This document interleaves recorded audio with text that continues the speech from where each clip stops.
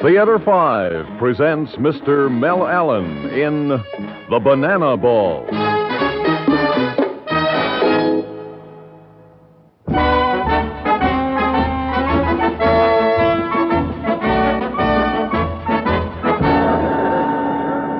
Hello there, everybody. This is Mel Allen speaking to you from Madison Beach, Georgia. A record crowd is here to watch at the beginning of this great Southeast tournament. Oh, and there's one of the participants, the popular George Ford. Say, George, would you mind coming up to the mic? You know, friends, George set the professional world ablaze several years ago with wonderful wins at Thunderbird, Pebble Beach, and in the PGA. But right now he's trying to recover that top form, which somehow has eluded him lately. Hello, George. Would you mind saying hello to our audience and tell us about your chances? Hello, Mel. Hello, folks. Well, all I can say is either they hang on the lip or they drop in. George is referring, of course, to that eternal question of putting, folks. But, George, what about your long game? I know you were plagued by a hook in the recent Somerset. Well, yes, I have been having wood trouble. The banana ball keeps me awake nights. Meaning, folks, that George's drives have been hooking into the rough a few times too many. On a field like this one, Mel, once is too many. I guess you're right. Well, I certainly hope you'll recover your control, George. Good luck today. Thanks. And that, friends, was George Ford, another of the great professional golfers who knew success. Well, that was a lot of nothing, wasn't it? Oh, I never know what to say, honey. Shaking in my boots. Every time I go to my backswing, I picture that ball just swinging to the left and into trouble. That is hardly the winning attitude. Agreed. And you're probably wondering what we're doing here. Yes, the thought had crossed my mind. It would be nice at Edgemont, George, if we could get a house. This is Sally Ford, prettiest member of the Edgemont PTA, married to the professional at the country club, the golfer who didn't quite make it. Darling, when we went down the aisle, I didn't have a side bet with the preacher that you'd be better than Arnie Palmer. I married you, not 14 golf clubs. Well, Sally, maybe I'm finally getting off a pink cloud that's become thin and wispy. If I don't cage this tournament, we'll go for the rose-covered cottage. Yes, but you will give it the old try. Why worry? I win, you lose. Because you've got to go down fighting, George. You're that kind of a guy.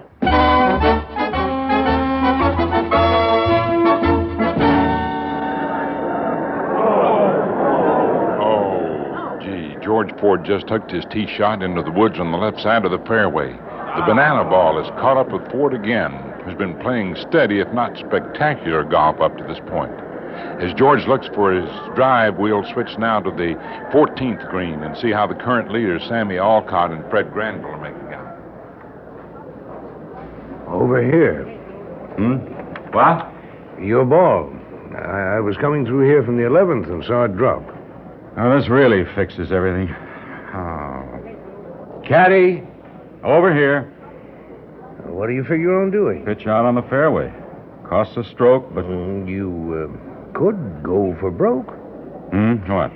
Well, you've got a little clearance here. If you could get some attitude with a long iron, you might blast through the trees. The growth up higher isn't too thick. I suppose I hit a tree trunk. You might bounce out on the fairway anyway. Yeah, it's a thought. Say, you a club official? You might say I come with the course. Your caddies found you. Good luck. Sorry, Mr. Ford. I thought the ball dropped further back. Maybe that man is right. What man? Fellow that was right here. I didn't see anybody. It's funny. Billy, give me a 3-iron and pray. This is Mel Allen again, folks. Alcott and Granville now lead the field, both 4 strokes under par. Now, while they go to the 15th tee, I happen to be on the 10th fairway watching George Ford, who's in the woods preparing for a second shot. Say, wait just a minute. Seems to be some unusual drama here. It looks as if Ford isn't playing safe with the pitch out back to the fairway. He's going to go for the green through the woods. There's his shot, and it's in the clear. George Ford's just made a bold shot that's paying off. His ball has hit the green. It's rolling. The backspin is taking hold. It stops 2 feet from the pin. What a great shot. Now, tap in a birdie 3. How about that?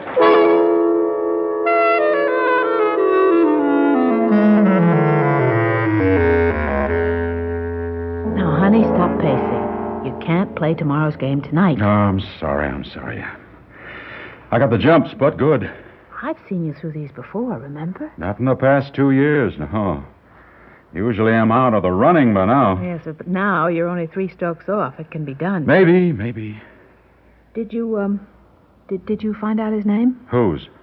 That strange friend of yours in the woods. Well, why strange? He just gave me an idea, and the shot played the way he said it would. Yes, but when did tournament officials start giving professionals advice? Well, he didn't say he was an official. Probably no club member. Knows the course upside down and sideways. That could be. Oh, I'm getting that closed-in feeling. I think I'll take a look at the course by moonlight. All right, George. Walk off the nerves. You've got to sleep tonight. That's for sure.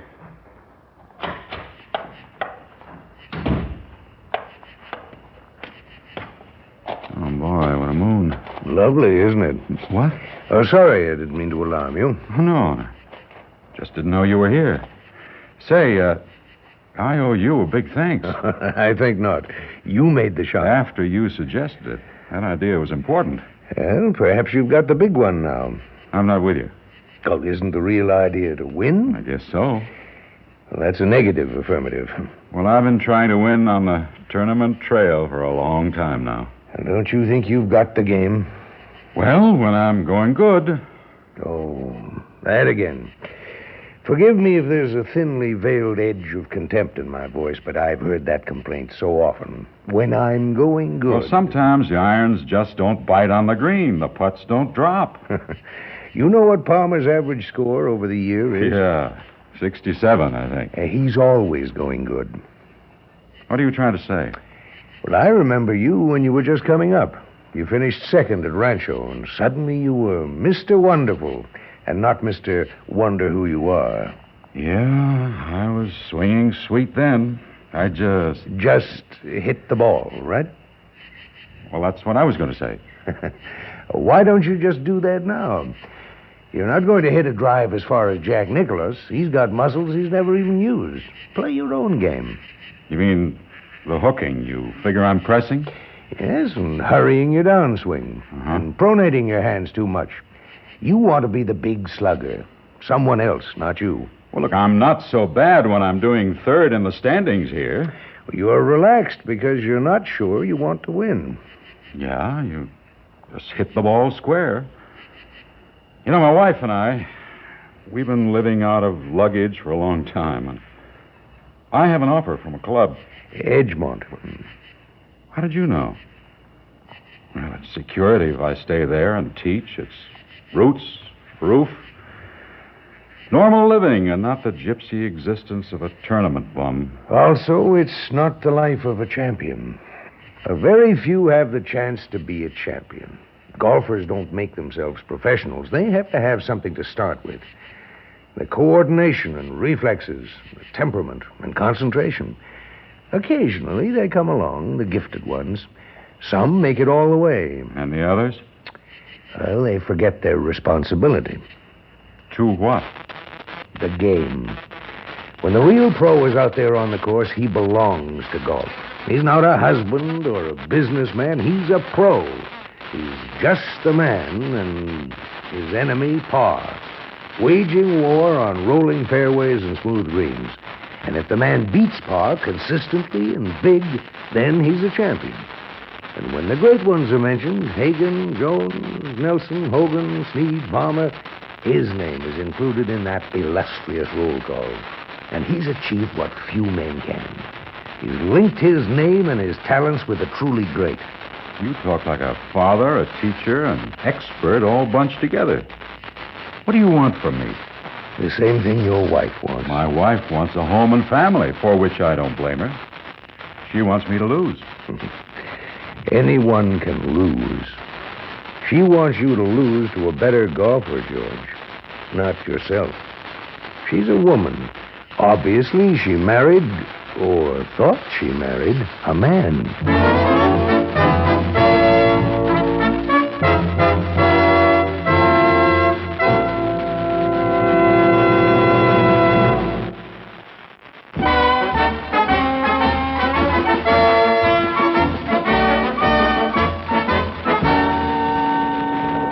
This is Mel Allen again, folks, on the tee of the 510-yard first hole as the Southeast Tournament enters its final day. Sammy Alcott, now approaching the fifth green, is still leading the field by 2 strokes. On his heels, just 1 stroke behind, is Frank Strager, the colorful West Coast golfer. But right now, I'm here with our mobile unit to watch Cinderella man George Ford open his final day's play. Ford, winner of the PGA and other big tournaments some years back, has regained his top form. Never an overpowering hitter, he's played with deadly accuracy from tee to green. Ford trailed Strager by 1 stroke, Alcott by 2. If the leader should falter, we could have a startling upset here at the Southeast. Right now, Ford is addressing the ball. He's going into a lazy, abbreviated backswing. There she goes, splitting the fairway with ruler-like precision. Oh, what a beauty. I'd say 260 yards and every inch pay dirt since it's right on line with the hole. Ford is still playing like a machine, folks, and he now precedes the other players in the gallery out onto the fairways, jerking his head in that funny way I've noticed during this tournament. You know, it seems almost as if he was talking to someone. Well, you got hold of that one right. Yep, and I didn't try to pickle it. Well, 2 strokes to pick up. Maybe I can wallop a 4 wood and drop it stiff. 245 yards to go. You know what to do. Yeah, I guess so. I'll be pressing with a 4. I'll stick with a spoon. Bide your time. There's 17 holes after this. Alcott has to slip sometime, and if he doesn't, well, he deserves to win. And Ford drops his putt for a birdie. Ford trails Alcott by 1 stroke. Strager has cracked, the rest of the field falling back. Yes, it looks like Alcott and Ford for all the marbles. Now for the final 9 holes. You can do it, George. You go out there and catch that Sammy Alcott and nail him to the barn door. A win here qualifies me automatically for the All-Star. Now, how about Edgemont, Holm, and Harside? Forget Edgemont. You find out right now whether you're a winner or an also-ran. Somebody told me you'd feel that way. I don't think I believed him. The mysterious coach? I'd like to meet him. I'll try and arrange it if I can bring home the bacon. Cross your fingers.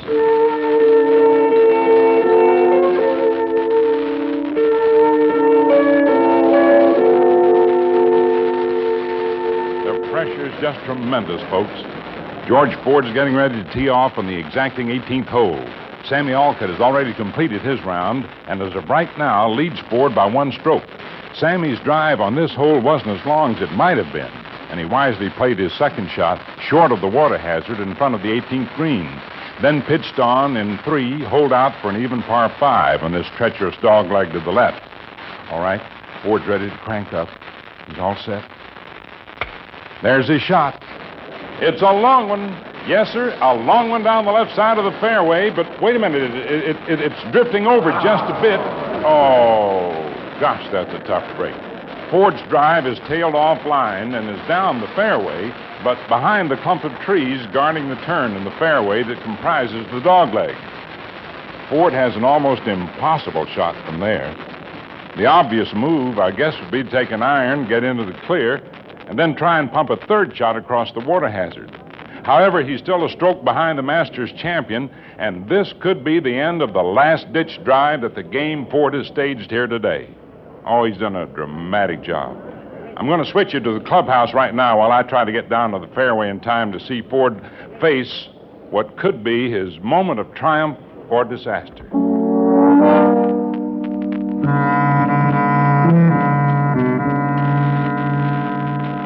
Gee, Mr. Ford, this is a tough one.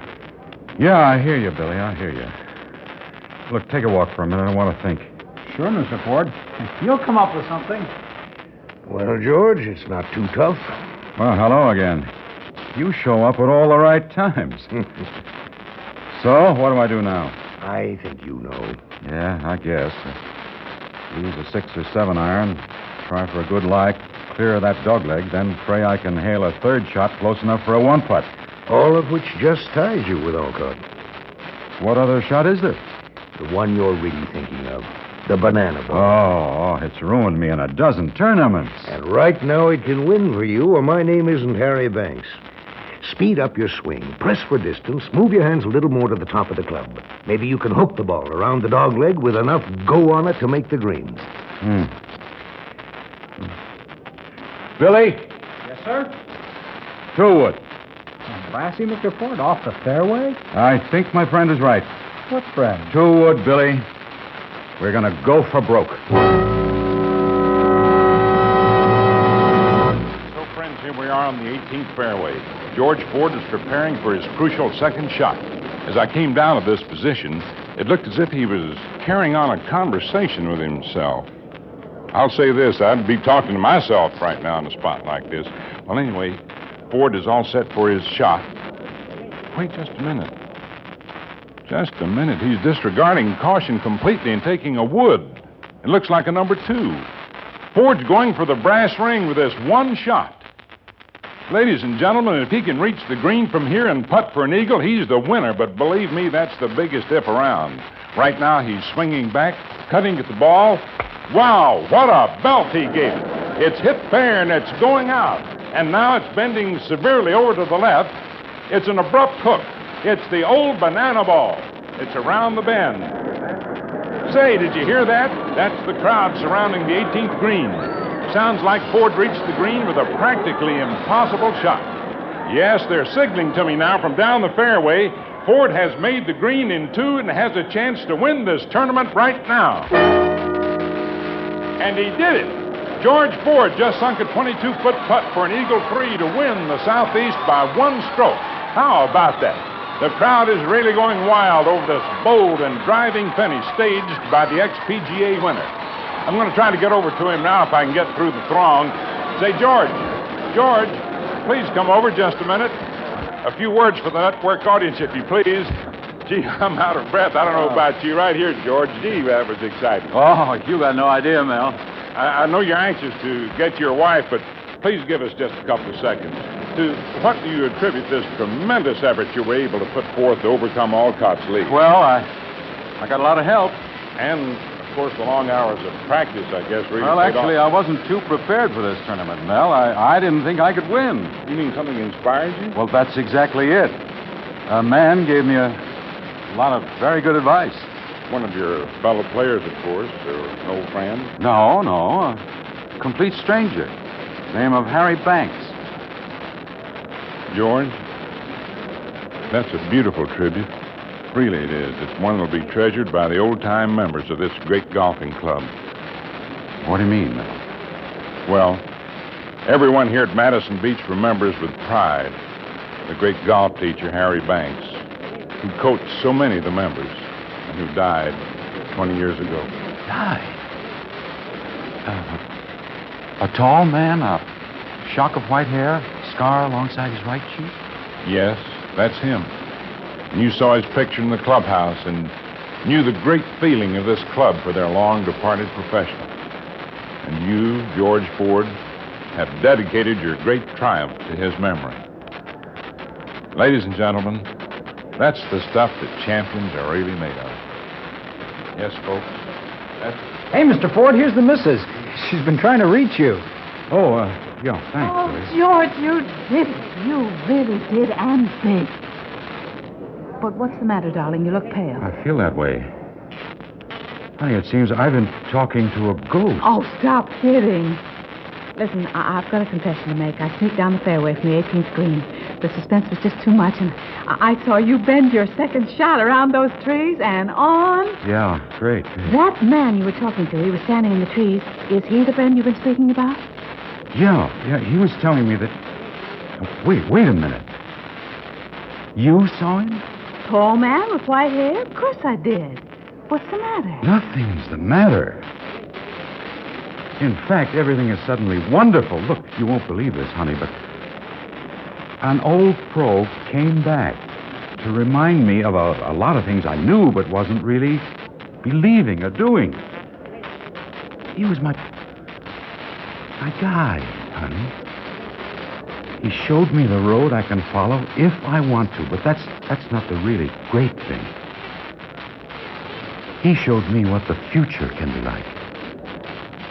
But he showed me our future, honey. Because you saw him, too.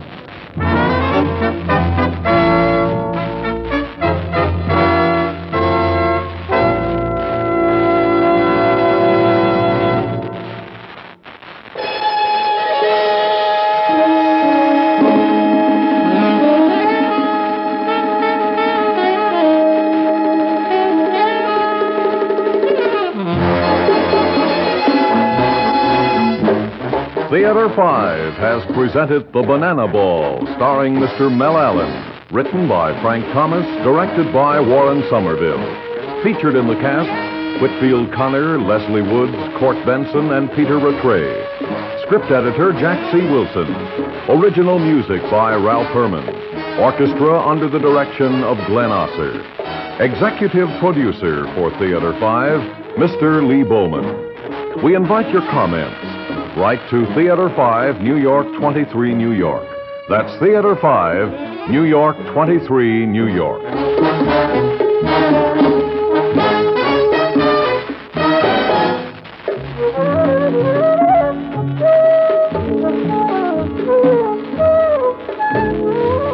This is Fred Foy speaking.